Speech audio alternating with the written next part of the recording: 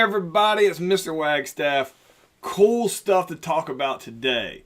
So, yesterday we were talking about the massive influence that money plays in elections and pretty much in the lives of politicians.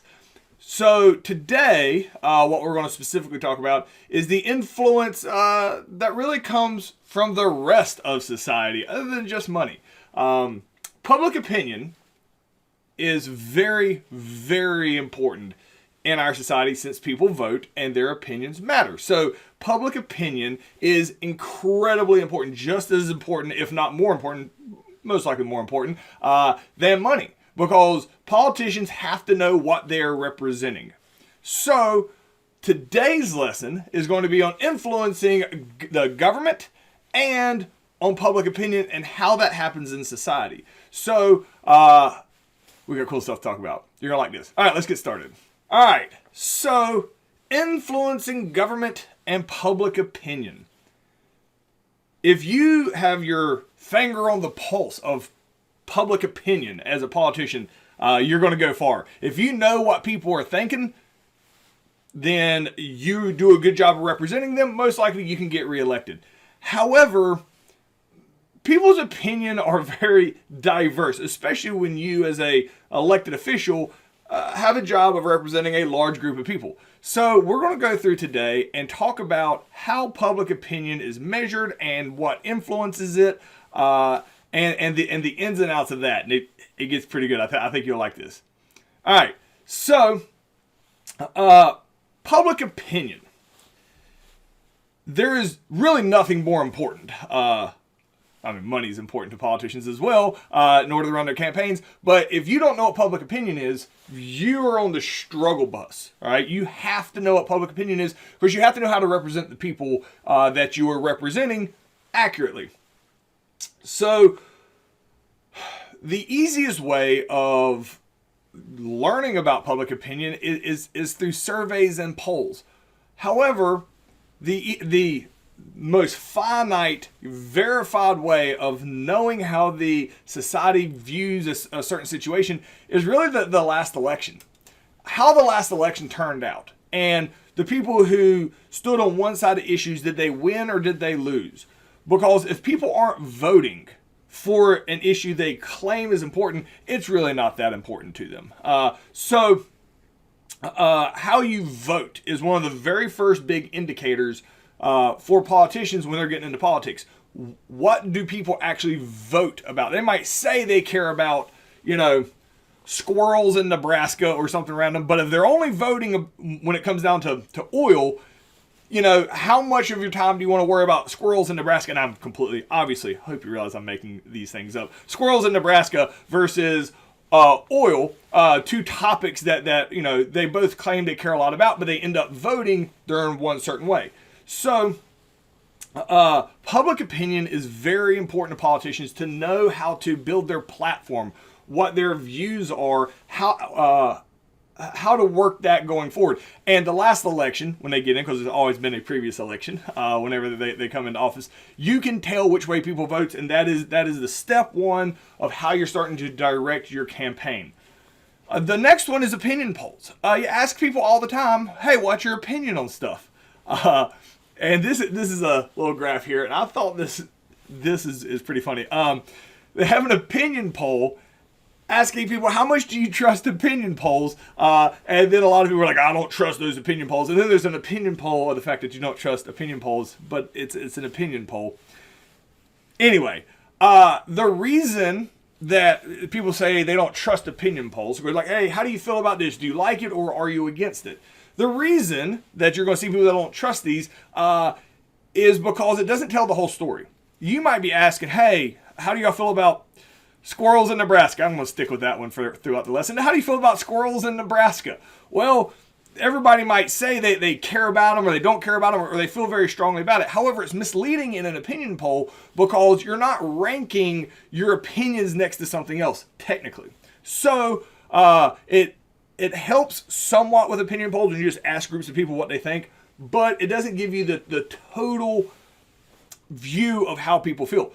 But the question is going to be, why is public opinion so important for politicians?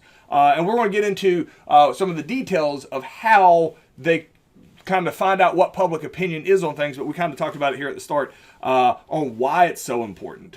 So pause me, answer these in complete sentences, and we're going to move on.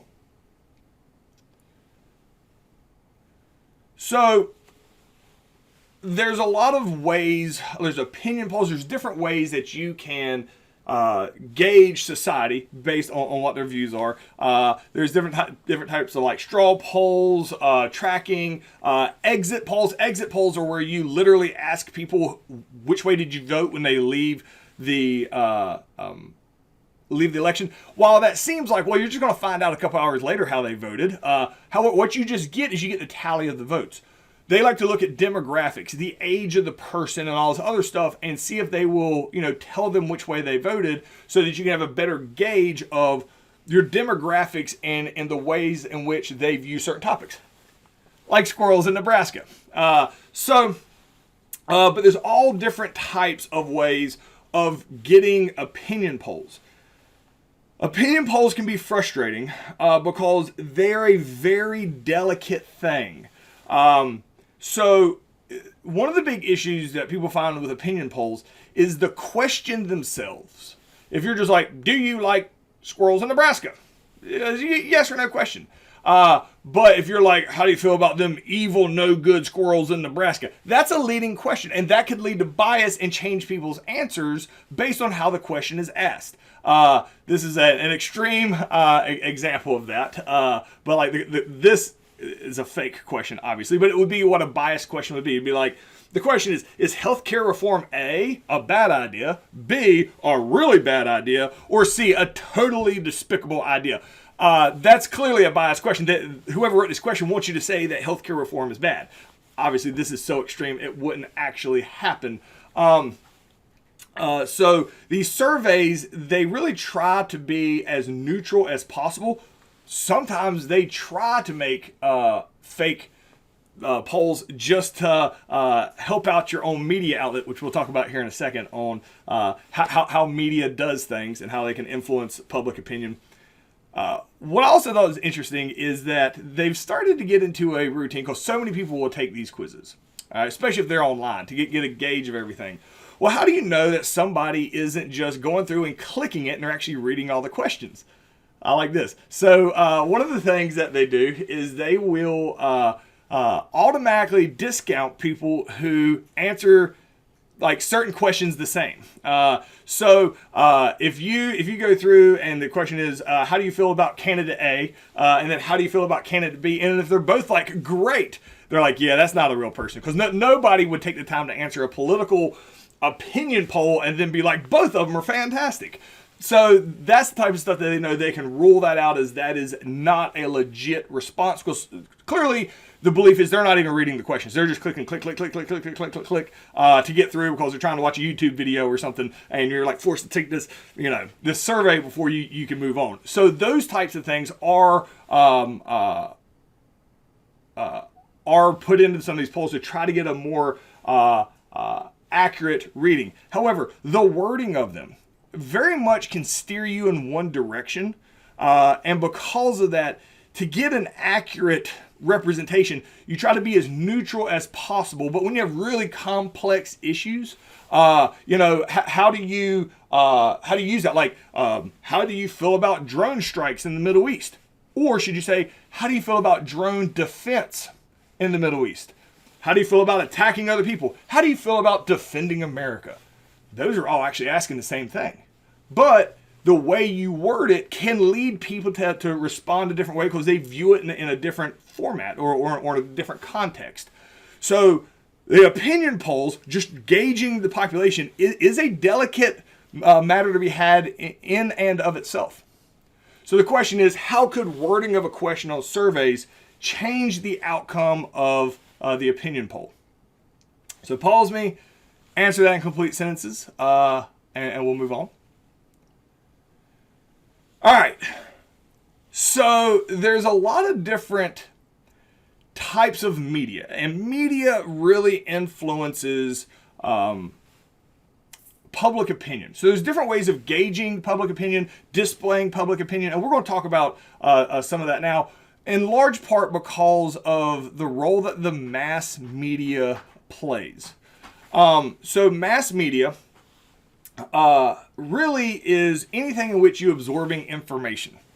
At this point in society, it's really any way you absorbing information, whether it's the internet, the television, the radio, which, let's be honest, unless you're riding in the car, the chances you listen to the radio are limited. Magazines and newspapers, and we move so fast in technology. One of the things up here that people learn a lot from now and isn't even listed here is podcast. That people are choosing the type of podcast and things they listen to that kind of shape their worldview. So one of the big things I think we should talk about here before we do anything else is how do television networks make money? All right. So how does, you turn on the TV and NBC is on, how does it make money? Now, if you don't pay for cable and you just hook an antenna into the back of your TV, you still get NBC, ABC, CBS. These are national broadcast, and Fox, the national broadcast shows, channels. How do they make money if it's free? Well, it's advertising. You know how there's commercials? Hopefully you remember commercials in a world of like Hulu and Netflix and all the other, and Amazon Prime. And all, there's a chance you're like, what are these commercials you talk about? Well, back in my day, kids, every about 10 minutes the shows would stop and you'd have to watch commercials for stuff. Those commercials are what are paying for the show. Those commercials pay that show a bunch of money to let you run the commercial. Now, the reason that's important is because depending on how many people watch the show, depends on how much those commercials, those advertisers are willing to pay. So, news programs are paid by advertisers. The more people that are watching that news program, the more advertisers will pay the news program in order to get them to watch. So, the news tries to be as exciting as possible. Does everybody want to hear about good news all the time? You would think yes. In actuality, that's not true. People sign in when they hear some horrific tragedy took place. People will watch. When they're like, Sally's dog had new puppies. Everybody's like, nah, and then they'll move on. But if you're like, horrific atrocity happened, people dead, people will watch that. Getting viewers makes the news companies more money. So they learn that typically people will watch more if it's bad news. So because of the format of the media where they get paid on advertisers and they need people to watch, having good news is not popular. They'll sprinkle it in, but they're really going to focus a lot on the negative. So when you watch the media, it is almost seems exclusively negative because people want that environment to watch, and we're actually going to talk about here in a second where that originated from, because this is not a new concept. It has been around for quite a while. The realization of that. So public opinion is really gauged a lot by the media of what people are watching. Another thing that I'm doing this for my own giggles is canvassing. So, Canvas, like the learning management system, Canvas. Mr. Wagstaff's got jokes. But it's like canvassing. Canvassing is when you literally just send people door to door, and you're asking them, hey, how do you feel about this candidate? How do you feel about that? It seems, as we get further on in time, sending people door to door, because we've watched so much news where everything's horrible and dangerous. This is less common because people don't trust people coming to the doors and ringing the doorbells, people they don't know. So canvassing has actually gotten less effective going door to door over time. But one of the most effective ways, and we already mentioned it earlier, of gauging public opinion on stuff is exit polls. So exit polls basically let people know how they voted. At the end of the day, did you vote yes or no on a particular issue? Why did you vote yes or no? What the demographics are for that.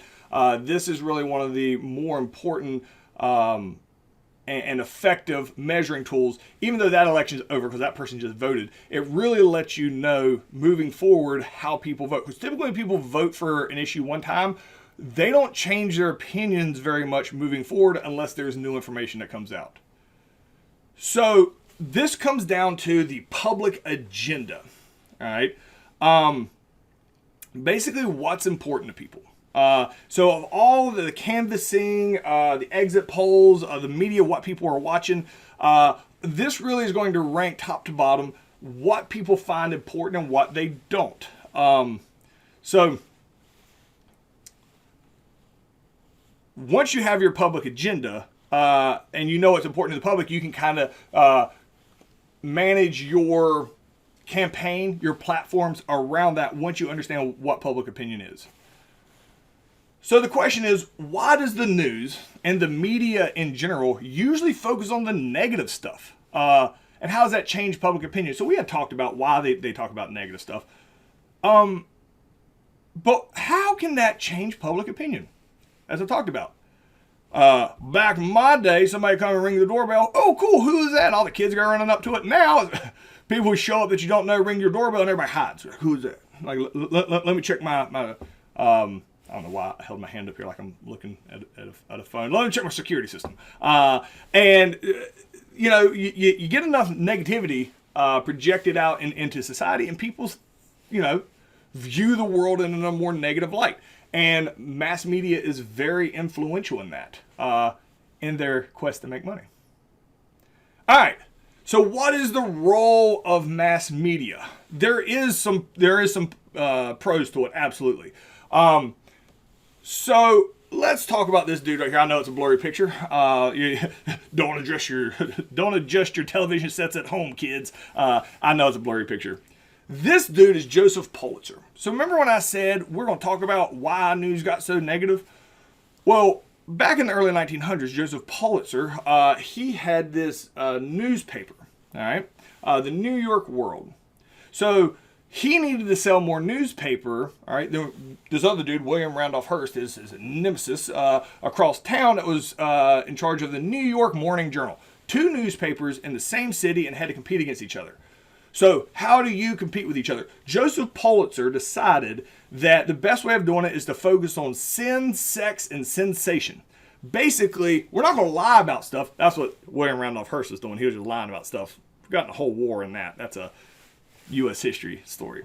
But he's like, we're not going to lie about stuff. But if we have the option to talk about something nice and fun and cuddly and something, you know, scandalous, people want to hear about scandals. So when the whole newspaper gets filled up with scandals and you know, sin, sex, and sensation, there's what he said. When the whole newspaper and all the media gets filled with that, you start thinking that is the totality of society at the time. And we kind of internalize that because that's all that shows up on the news. He's ended up going to win this battle. The Pulitzer Prize, the best journalist of the year award, is named after him. So this guy's actually, you know, the basis for how we run modern media is the guy who wanted to focus on the crazy stuff. Because of that, the media is going to be filled up with a lot more negative than positive because that's what people want to watch.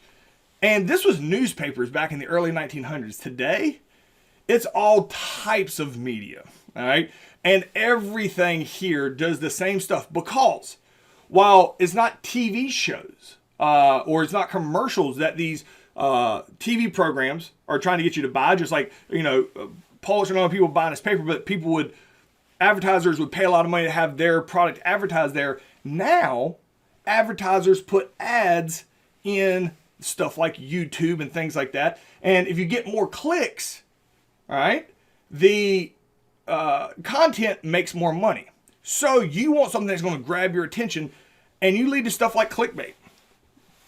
Online companies desperately need you to click on their thing, whatever it is. They need you to click on it, all right? That's how they get paid. When you click on it, you get paid like by the click, depending on, and it's oversimplification because YouTube has different criteria than these other ones.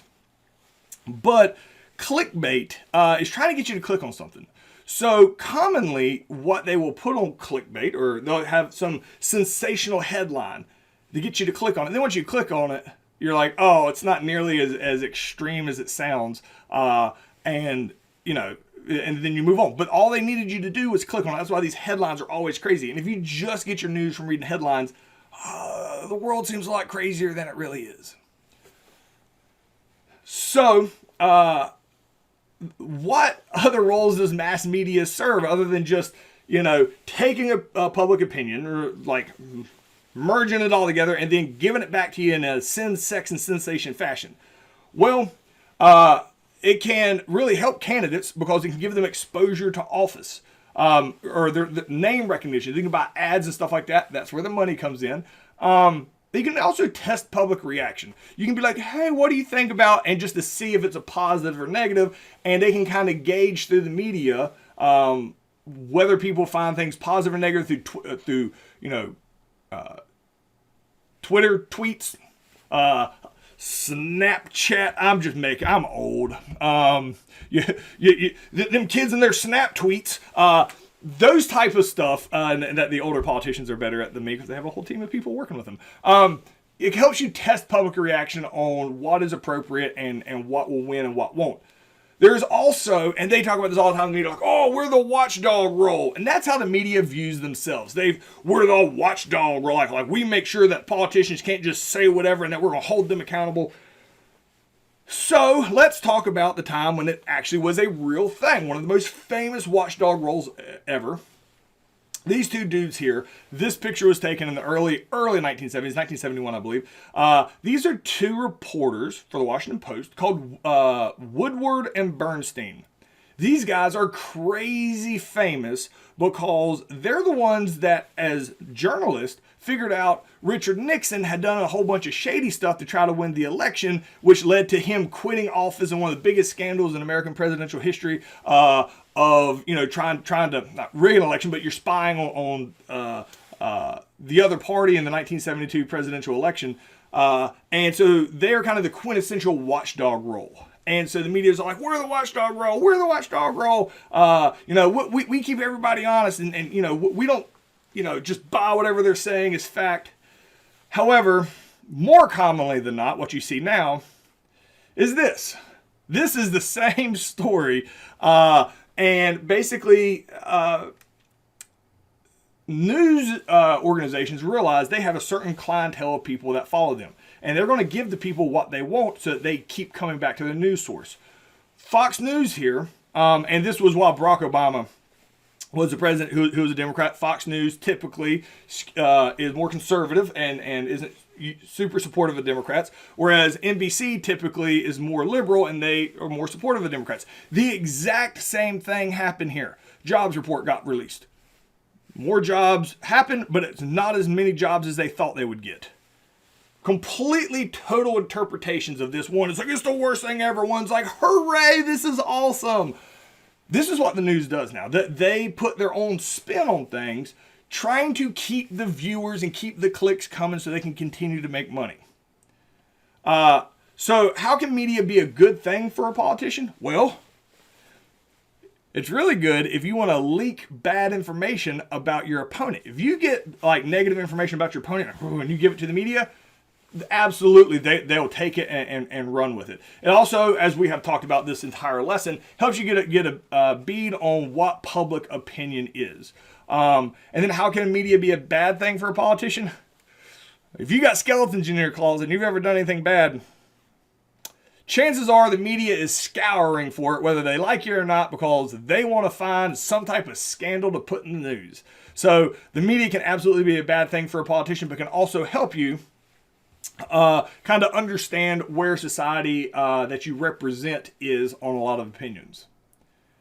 Now, as crazy as all that sounds, there are some very clear rules that are put on mass media on what they can or can't do. The number one thing, and we talked about this way back in a previous lesson with the trial of John Peter Zenger, way back in colonial times. John Peter Zenger got arrested for talking trash about the governor, but then the colonial courts let him off because they said, yeah, he was talking trash and that might be against the law, but he wasn't lying about it. That is the big key in our media. You can't lie. All right.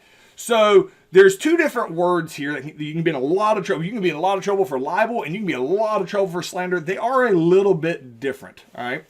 So here's what the difference in libel and slander are. These are the two big rules that the media has to follow. Basically, they say you can't lie. Both of them say you can't lie. Libel is tangible, but basically it's written.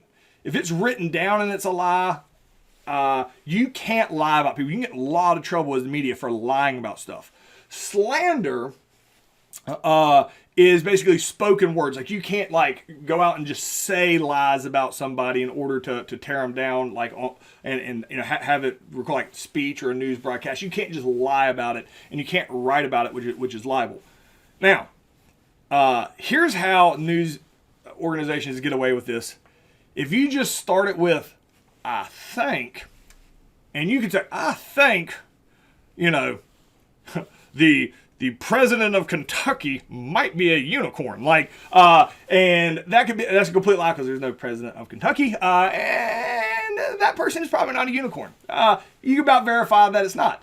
That's not a lie since they started it with "I think." That is an opinion. So you start seeing a lot of this on the news. They'll have news broadcast, opinion piece, news broadcast, opinion piece. And these pundits, basically the people that get on there that make a lot of money off just talking trash about political leaders, they are classified as opinion pieces because you can't say that's actual factual news. Otherwise, you're in a whole bunch of trouble because you can be sued for saying something is true that it is not. And there is very much a line here that they will go right up to and try to see how much across the line can you go before you get punished for it. But libel and slander is still to this day the one thing that really holds news media somewhat in check, as they can't just bold-faced lie about things. So the question here is, what is the major difference between libel and slander? So answer that completely, and we're done for the day. See you guys tomorrow.